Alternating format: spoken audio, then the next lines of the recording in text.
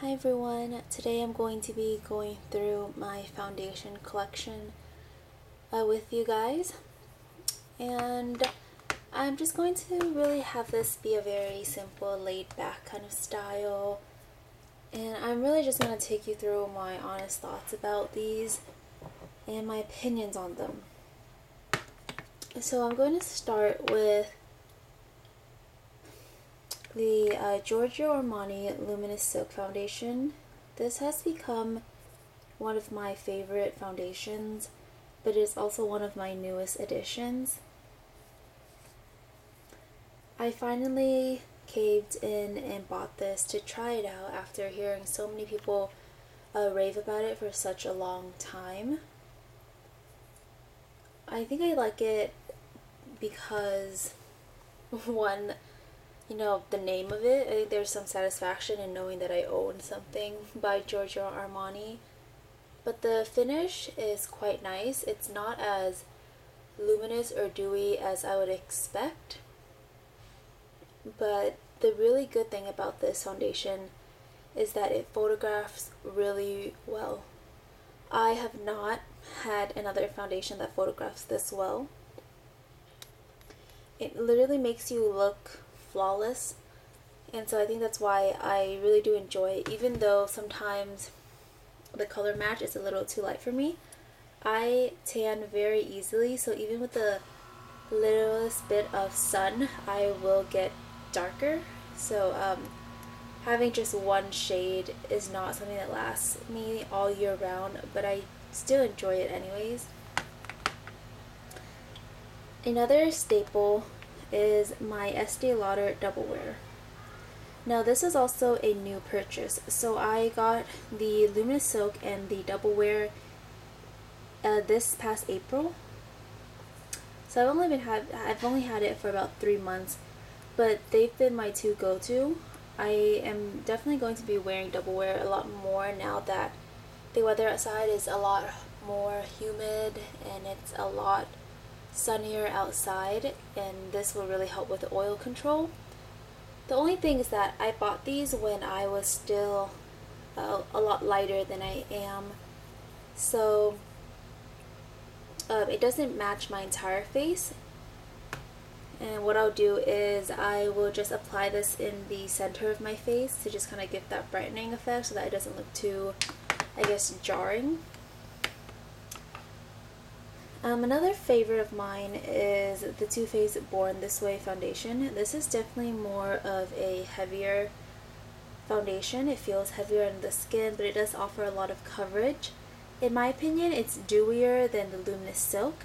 So if you have really dry skin, I think you'll really like this one. And if you have dry to normal skin, Luminous Silk is really beautiful. This is in the shade light beige, and it matches me quite well when I'm my darkest. So I couldn't wear this at all during the winter, but now I'm happy that I am getting tanner and I can finally pull this out and wear it again. I bought this probably about a year ago, and this is where I'm at right now. So a little bit definitely goes a long way. Another Too Faced foundation of mine is the Peach Perfect Comfort Matte Foundation. This is a really good matte foundation for people with dry skin. And I say that because I used to have really dry skin before my skin became more combination and oily.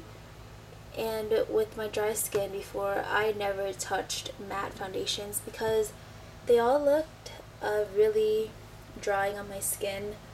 They made me look like I was out in the sun and baking in the sun for hours with patches on my skin. It just didn't look good. It looked like I really was wearing a dry mask. This was the first matte foundation that I wore that looked almost skin-like on my skin, but not being too oily or greasy or dewy, but also holding up really well throughout the day, through a full day, walking in the sun. This is a really beautiful foundation.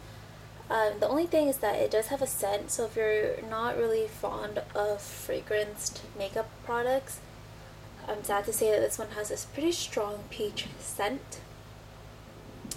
But other than that, I think the claims on it are true. That it does give you a really long wear. I would say it lasts me about 14-hour wear. I haven't tried taking a picture with this, so I'm not sure if it's completely photo friendly, but I give it a thumbs up just because it's long wearing and it doesn't make my skin look crazy disgusting. So I have 3 foundations left that are kind of my least favorite. This is the Dr. Jart Tigergrass Color Correcting Treatment. Now I bought this in January 2017 and I still have about a third of it left. I've just stopped using this because I don't know, I don't reach for it anymore. Let me see if I can twist it with one hand or not. But if you haven't seen it, it's a green color.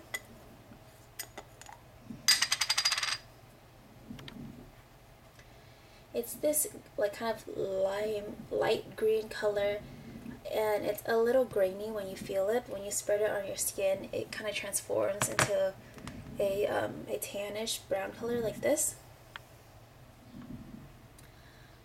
I'm trying to think why I don't really like it. I just think every time I wear it, I'm wanting more.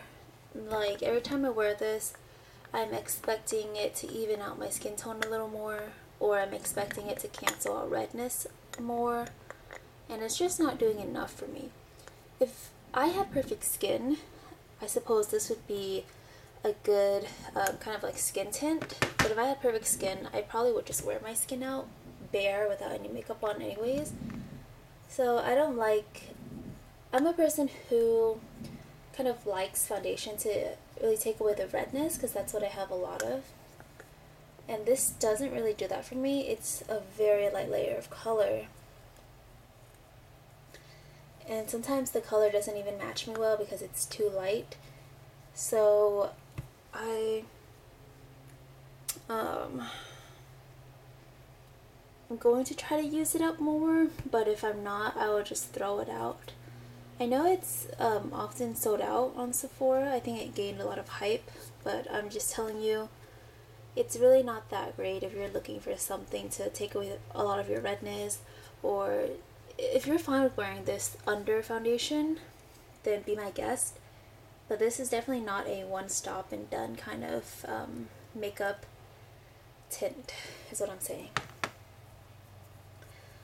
Okay, so this next one, I really don't like this product at all. This is the It CC Cream, the illuminating version. First of all, It Cosmetics, their shade range has never matched me. I think I've mentioned this before.